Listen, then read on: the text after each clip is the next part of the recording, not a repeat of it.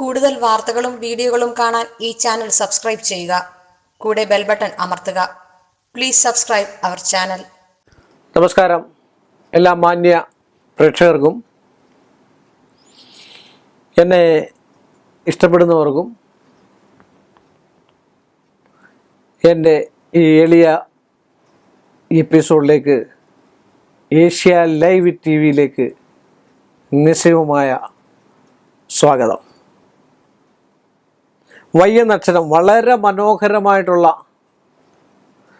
ഒരക്ഷരമാണ്. എഴുതാനും ഒക്കെ നല്ല രസമുള്ള അക്ഷരമാണ് വൈ, അല്ലേ? എഴുതാനൊക്കെ നല്ല സൂപ്പർ അക്ഷരമാണ്. കലാകാരന്മാരും ഈ റൈറ്റേഴ്സും ഒക്കെ ഇങ്ങനെ എഴുതുന്നതാണ്. യായൊക്കെ എഴുതുന്നത് കണ്ടിട്ട് നല്ല രസമുള്ള ഒരക്ഷരമാണ്. വൈ എന്നുള്ള അക്ഷരത്തോട് കൂടിയ ആൾക്കാർ കൂടുതൽ രസപ്രധാനമായിട്ടുള്ള ആൾക്കാരായിരിക്കും. വളരെയധികം കോമഡികളും കാര്യങ്ങളൊക്കെ നിപ്പിൽ തമാശകളും ഒക്കെ പറയുന്ന ആൾക്കാരാണ് വൈ എന്ന അക്ഷരത്തോട് കൂടിയ ആൾക്കാർ. ഉള്ളിൽ ഒരുപാട് ദുഃഖങ്ങൾ ഒതുക്കി വച്ചിട്ട് മറ്റുള്ളവരുമായിട്ട് സഹകരിച്ചു പോന്ന ഒരു അക്ഷരത്തിൽപ്പെട്ട ആൾക്കാരോടാണ് വൈ എന്ന് പറയുന്ന ആൾക്കാർ.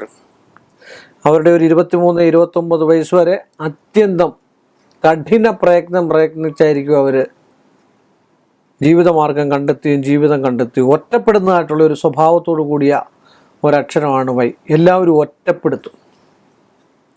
കുടുംബ സംബന്ധമായിട്ടാണേലും സമൂഹ സംബന്ധമായിട്ടാണേലും തൊഴിൽ സംബന്ധമായിട്ടാണേലും ജോലി സംബന്ധമായിട്ടാണേലും ഇനി ഈവൻ സർക്കാരിൻ്റെ ജോലിയാണേലും ഏത് പൊസിഷനിൽ ഇരിക്കുന്ന ആൾക്കാരാണേലും ഒരു വട്ടമെങ്കിലും അവരെ പ്രാധാന്യമർഹിക്കുന്നതായിട്ടുള്ള വിഷയത്തിൽ ഒറ്റപ്പെടുത്തുന്നതായിട്ടുള്ള പേരോടുകൂടി ഒരു അക്ഷരമാണ് വൈ എന്ന് പറയുന്നത്.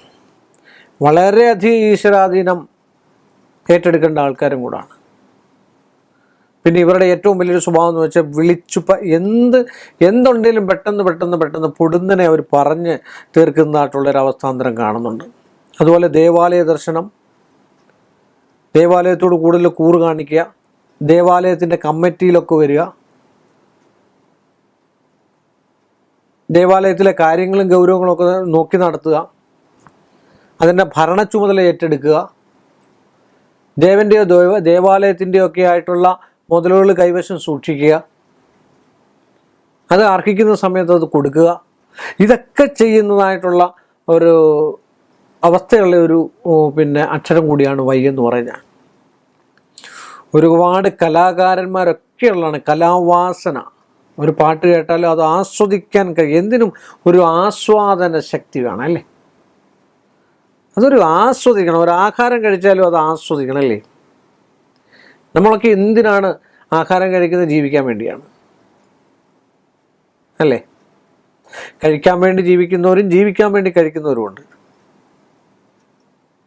അപ്പോൾ ആഹാരം കഴിച്ചെന്ന് പറഞ്ഞാലും നമ്മൾ പരിപ്പൊഴിച്ച് പപ്പടം നെയ്യ് ഇതൊക്കെ ഒഴിച്ച് വൃത്തിയാക്കി കഴിച്ച് ഓരോരോ കൂട്ടാൻ ഓരോരോ സന്ദർഭങ്ങളിലെടുത്ത് അത് കഴിഞ്ഞ് സാമ്പാർ വയറിന് ശുദ്ധമാക്കി നമ്മുടെ ശരീരത്തിനെ ശുദ്ധമാക്കാനൊക്കെയാണ് സദ്യ എന്നൊക്കെ പറയാം. അത് ആസ്വദിച്ച് കഴിക്കണം ആഹാരം.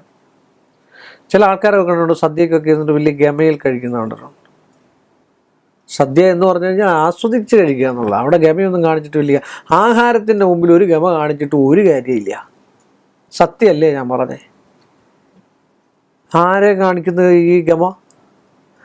ഞാൻ ഒരു വട്ടം ഒരു കല്യാണത്തിന് പോയപ്പോൾ ആരെങ്കിലും ആയിക്കോട്ടെ, സ്ത്രീ ആണെങ്കിലും പുരുഷനായിക്കോട്ടെ, ഞാൻ കഴിക്കുന്ന കണ്ട ഒരു പ്രത്യേക രീതിയിലൊക്കെ എടുത്ത് ചുണ്ടത്തൊന്നും തൊട.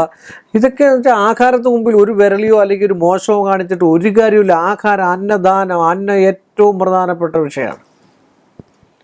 ആ അന്നത്തിന് വേണ്ടി ഒരു ചാൺ വയറിന് വേണ്ടിയാണ് നമ്മളൊക്കെ ജീവിക്കുന്നത്. ആ അന്നത്തിനിടയ്ക്ക് ഒരു കുചേലനെന്നോ ഒരു കുബേരനെന്നോ ഒരു ആഠ്യതയും കാണിക്കേണ്ട ഒരു കാര്യമില്ലെന്നാണ് എൻ്റെ അഭിപ്രായം. പിന്നെ ഓരോരുത്തർക്കും ഓരോ അഭിപ്രായങ്ങൾ കാണുമായിരിക്കും. പിന്നെ വലിച്ചു വാരി തിന്നുന്നതല്ല ഞാൻ പറഞ്ഞതിൻ്റെ ഉദ്ദേശം.